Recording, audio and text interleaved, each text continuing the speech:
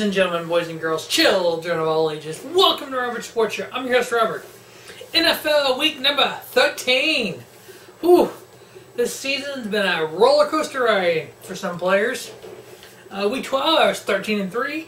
Win-loss as against the spread, 12-4. Over-under, 13-3. Year-to-date, win-loss, 112-64. Against the spread, 91-85. Over-under, 93-83. Alright, first game, Thursday night, we have an NFC East matchup. We have the Washington Redskins at 5-6 versus the Ezekiel Elliott-less Dallas Cowboys, also 5-6. Week 7, Dallas stomped them 33-19. Well, without Ezekiel Elliott and Dak Prescott's going through a sophomore slump. I am picking Dallas favored by 1.5. I'm giving the 1.5 to Washington, so I got the Redskins plus 1.5 covering and over on the 44. Next, we have the Denver Broncos, 3-8, losers of 7 straight, 0-5 on the road this year, going into Miami, who's 4-7. Themselves have lost 5 straight. Those are the 2 longest current losing streaks in the NFL. 2 of the top 3 current losing streaks in the NFL, only behind Cleveland, who's 0-11. Dallas is favored by 1 on the road. I'm giving the 1 to Miami. I got Miami plus 1, covering and over on 38.5. Next, we have the Houston Texans, 4-7 versus the Tennessee Titans at 7-4. The battle of the former and current Houston teams. Tennessee Titans, as we all know, former Houston Oilers. Week 4, Houston won 57-14. Well, that was with Deshaun Watson and J.J. Watt, and now they don't have either one of them. Will Fuller's hurt again. So Tennessee currently tied with Jacksonville for the leaders of the AFC South. Tennessee favored by 7. I got them winning, covering, and under on the 42.5. Next, we have the Battle of the Bays. We have the Tampa Bay Buccaneers at 4-7 versus the Green Bay Packers at 5-6. Packers have lost 5 of 6 without Aaron Rodgers. Green Bay is favored by 3.5. Given to Tampa Bay, I got Tampa Bay plus 3.5 and over on the 43. Next, we have the Detroit Lions at 6-5 versus Baltimore Ravens at 6-4 or 6-5. Excuse me. Baltimore is in the playoffs. They are the number 6 seed currently. Detroit is 1 game out of the NFC playoffs. Baltimore favored by a field goal. I got them winning, covering, and under on the 40. Next, we have the New England Patriots, 9-2, winners of 7 straight, versus the Buffalo Bills, 6-5. Currently, Buffalo is the first AFC team out of the playoffs. Patriots, what can you say? They started 2-2 and 7-game winning streak. Tom Brady is Tom Brady, and New England favored by 8. I got them winning, covering, and over on the 49. Next, we have the Indianapolis Colts at 3-8 versus the Jacksonville Jaguars at 7-4. Go back to the beginning of the season. If I would have said Week 13, Indianapolis versus Jacksonville, one team is 3-8, one team is 7-4. Would anybody would have said, "Oh, Jacksonville is going to be 7-4"? I don't think so. Jacksonville won on October 22nd, 27-0. Unfortunately, they have lost 5 of 6. Huh? Oh no, sorry. Indianapolis has lost 5 of 6. My bad. I don't know why. I'm like, no, they haven't. They got 4 losses. How they lost 5 of 6? I'm retarded. I got Jacksonville winning, covering the 9.5 and under on the 40.5. Next, we have one of the top teams in the NFC, the Minnesota Vikings at 9-2 versus the Atlanta Falcons at 7-4. Vikings have won 7 straight. Falcons won 3 straight. Falcons favored by 3 at home. Minnesota plus 3, covering over on the 47. So I got Minnesota upsetting Atlanta. Next, we have the San Francisco 49ers at 1-10. Hey, they fucked up and won a game, so Cleveland will get the number 1 draft pick next year. So San Francisco will have the 2nd pick for 2 years in a row, more than likely. Versus Chicago Bears, 3-8. 49ers have 4 of the last 5 games. They scored 13 or less points. Jimmy Garoppolo is supposed to start this week. We'll see if he can turn it around.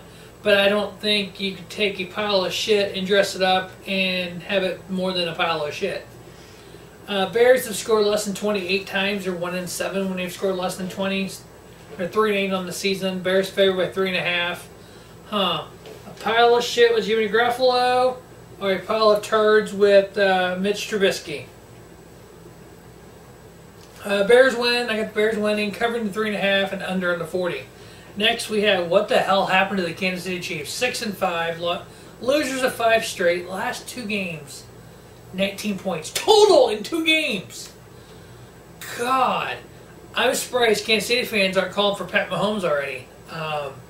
But yeah, they need to turn it around. Luckily, they're still leading the AFC West, but good God, it's ugly. New York Jets, 4-7, losers of 5 of the last 6. They started off to such a promising start, and they've gone shitty. Kansas City, both these teams have just in the last, 6 weeks has been horrible. Kansas City favored by 3.5. Hopefully they win. I'm picking the Chiefs to win. Cover the 3.5 and under on the 44. Next, we have the Cleveland Browns at 0-11, the Los Angeles Chargers at 5-6. Don't let that 5-6 record fool you. They're 5-2 in their last 7. Keenan Allen has just been throwing some fantasy points up in the last 2 weeks. I picked him up. One last week with him. But LA Chargers favored by 13.5 at home. I got them winning, covering. They're on a roll. Taking over on the 41.5. Next, we have the Carolina Panthers 8-3 versus the 8-3 New Orleans Saints. The battle for the NFC South. And right now, New Orleans has a tiebreaker. They won Game 3, Week 3 they won versus the Panthers 34-13. Whoever wins this will have more likely control of the NFC South. I am picking New Orleans to win. I think Breeze is on top of his game this year. I got them covering the 4 points and under on the 48. Next, we have the Los Angeles Rams at 8-3. First winning season in over a decade for them. Or, God, longer than that, isn't it? Yeah, maybe a decade or so. Versus the Arizona Cardinals, 5-6. The battle of the former St. Louis teams. St. Louis Rams, St. Louis Cardinals. Cardinals moved to Arizona. Rams moved from LA to St. Louis, back to LA. St. Louis can't keep a football team, but yet the Cardinals are just like, America's team. What the hell? The Rams beat the Cardinals on October 22nd, 33-0. The Rams favored by 7. I got them winning, covering. Taking under on the 45.5. Can the Rams defense shut out Cardinals again? 33-0 before. We'll see what happens. Next, we have the New York Football Giants. As we heard today, the Giants benched Eli Manning for Geno Smith. All Eli has got to do is go up and punch Geno Smith in the face and break his jaw and get his job back. Or have one of his linemen do it for him. Just saying, two-time Super Bowl champion Eli Manning.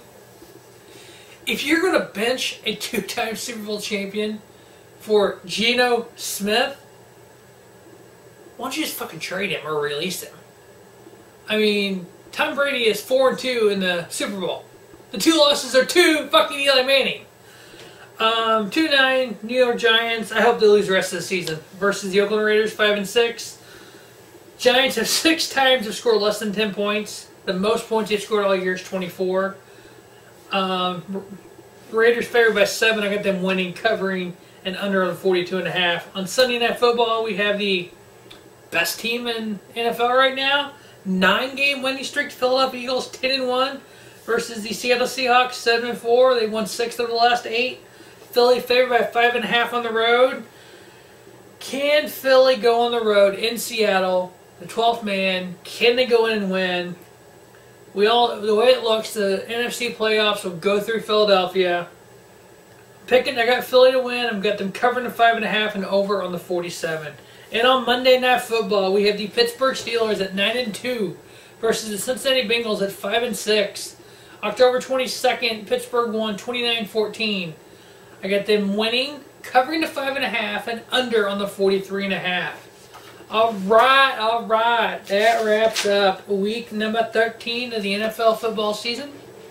Make sure you check out week number 14 of the NCAA college football season here on Robert Sports Show. Make sure